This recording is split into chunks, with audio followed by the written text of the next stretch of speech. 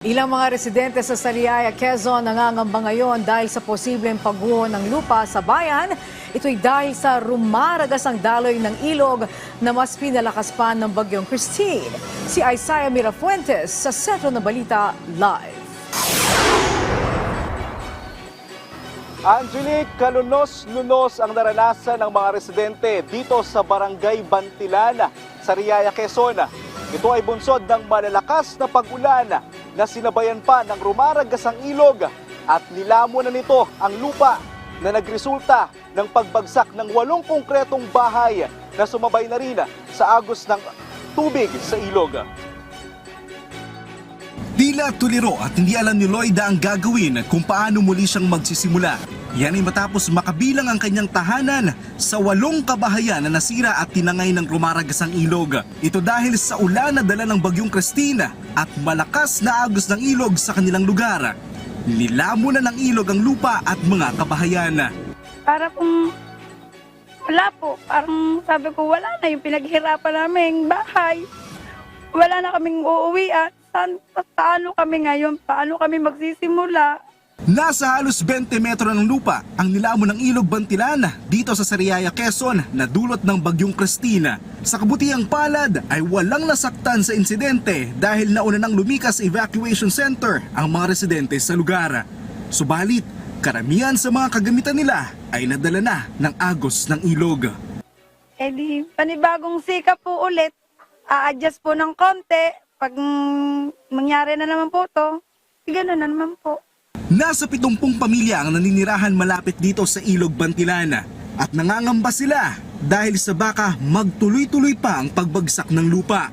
Dahil alam niyo po, ito po malupang tinatayon po namin, ito piminana po nila sa kanilang mga ninuno. Napakasakit po na sa isang igla po mawawala. May solusyon pa po ito. Bago nito, noong bagyong Paeng noong 2022, umabot sa 1 hektare ng lupa ang nilamon ng ilog at 13 kabahayan ang inanod ng rumaragas ang ilog. Kaya panawagan ng mga residente na sana magsagawa ang pamahalaan ng riprap para mapigilan ang paglambot ng lupa. Tayo po ay nalulungkot dahil siyempre bago pinaghirapan ng ating mga kababayan, biglang maglalahong parang bula at ito po ay naanod.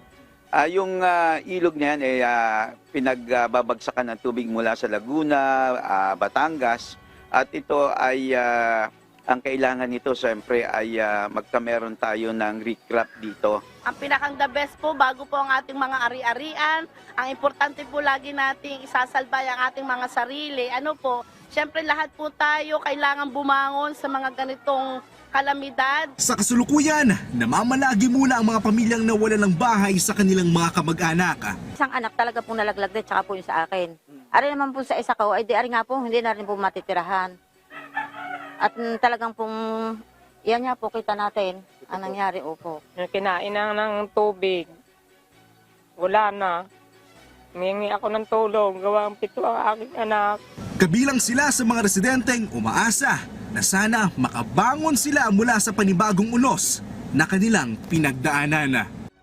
Angelique, nakausap ko kanina ang alkalde ng Sariaya, Quezon at ayon sa kanya, irerekomenda na nilang isailalim ang kanilang lungsod sa state of calamity.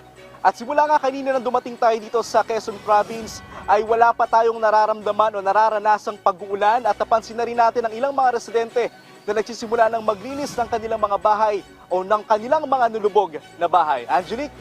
Okay, so Isaiah, ibig sabihin lumalawak itong ilog na ito. Ano ang tugon ng alkalde dun sa panukalang magkaroon na ng mga riprap dyan sa gilid ng ilog? Sa totoo lang, Angelique, noong unang nila itong naranasan noong taong 2022, noong bagyong Paeng, ayon sa mayor o alkalde ng Sariaya, Quezon, halos 1 hektarya daw ang nilamon ng ilog. At ngayon nga, halos 20 metro ang nasakop ng ilog Bantilan. Ayon sa kanya, nakausap natin siya, matagal na daw nila itong hiling sa national government at sana nga daw mapabilang sila sa pagkakaroon ng flood control project at isa nga sa hinihiling nila ay yung riprap. Angelique. Alright, maraming salamat sa iyo, Isaiah Mirafuentes.